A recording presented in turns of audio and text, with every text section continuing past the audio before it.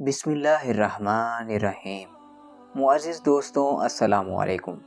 امید کرتا ہوں آپ سب خیر و عافیت سے ہوں گے۔ ایک طالب علم کسی ملک کے ایک مدرسے میں علم حاصل کر رہا تھا۔ اس ملک کا جو بادشاہ تھا اس کی ایک بیٹی تھی۔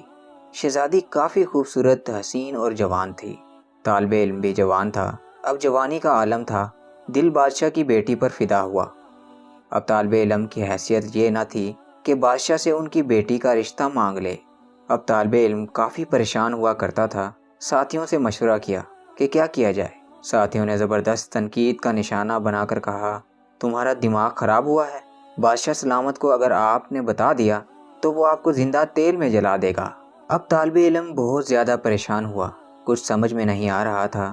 بالآخر اس نے فیصلہ کر دیا کہ اس پریشانی سے اچھا یہ ہوگا کہ بادشاہ سلامت کی خدمت میں درخواست کروں، پھر قسمت میں جو ہو، تیل میں جلانا نصیب ہو یا بادشاہ کی بیٹی نصیب ہو۔ اب طالب علم نے بادشاہ کے دربار میں حاضری لگائی۔ بادشاہ نے آنے کی وجہ پوچھی تو طالب علم نے گھبراہٹ کے عالم میں اپنا قصہ سنا دیا کہ بادشاہ سلامت، میرا آپ کی بیٹی پر دل آ گیا ہے، آپ میرے اوپر احسان فرما کر اپنی بیٹی میرے نکاح میں کر دو۔ بادشاہ سلامت کو کافی غصہ آیا کہ اس عام طالب علم کی حیثیت دیکھو اور میری شہزادی کے لیے رشتہ لانا دیکھو۔ اب بادشاہ سلامت نے سوچنا شروع کر دیا کہ کیسا جواب دیا جائے طالب علم کو تاکہ یہ رشتہ مانگنے سے انکار کر دے۔ اب بادشاہ نے ایک شرط رکھ لی طالب علم کے سامنے کہ اگر آپ نے اس شرط کو پورا کیا تو میں اپنی شہزادی کا نکاح آپ سے کرا دوں گا۔ اب شرط یہ رکھی گئی کہ آپ نے 2 بوریاں زندہ بچھو کی لانی ہیں، پھر بادشاہ سلامت آپ کا نکاح اپنی شہزادی سے کروا دیں گے۔ بادشاہ نے یہ شرط اس وجہ سے رکھی کہ اتنے زندہ بچھو طالب علم کہاں سے لائے گا؟ یقیناً یہ طالب علم اس شرط کو پورا کرنا ناممکن سمجھے گا اور دوبارہ رشتہ نہیں لائے گا۔ اب طالب علم یہ شرط سن کر بہت پریشان ہو گیا۔ خیر، طالب علم نے مدرسے کا رخ کیا اور اپنی پڑھائی میں مصروف ہو گیا، لیکن پڑھائی میں اب وہ مزہ نہیں آ رہا تھا جو عشق سے پہلے آ رہا تھا۔ طالب علم کا ایک استاد تھا جو کافی دنوں سے اس پر نظر رکھ رہا تھا، اور استاد یہ دیکھ رہا تھا کہ اس طالب علم کو کیا ہوا ہے، ہر وقت پریشان رہتا ہے۔ ایک دن استاد نے اسے اپنے پاس بلا لیا، پریشان ہونے کی وجہ پوچھی تو طالب علم نے پورا قصہ سنا دیا اور بادشاہ کی شرط سے آگاہ کیا۔ استاد نے طالب علم کو سمجھاتے ہوئے کہا کہ پریشان ہونے کی ضرورت نہیں، میں آپ کو بچھو جمع کرنے کا طریقہ بتا دیتا ہوں۔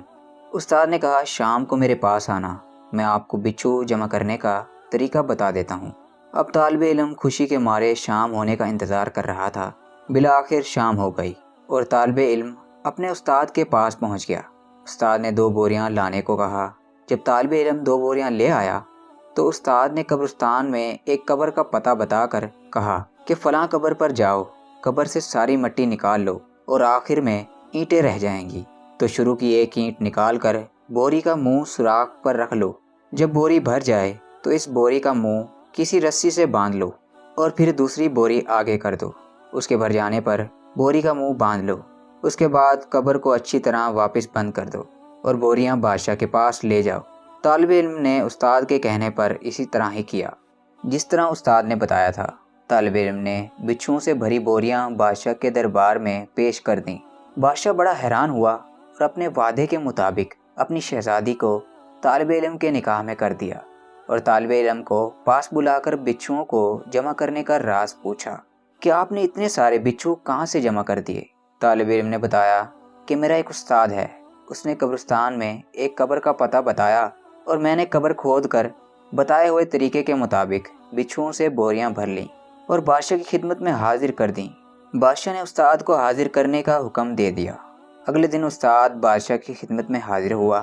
بادشاہ نے استاد سے فرمایا کہ تمہیں کیسے معلوم تھا کہ فلاں قبر میں اتنے سارے بچھو موجود ہوں گے؟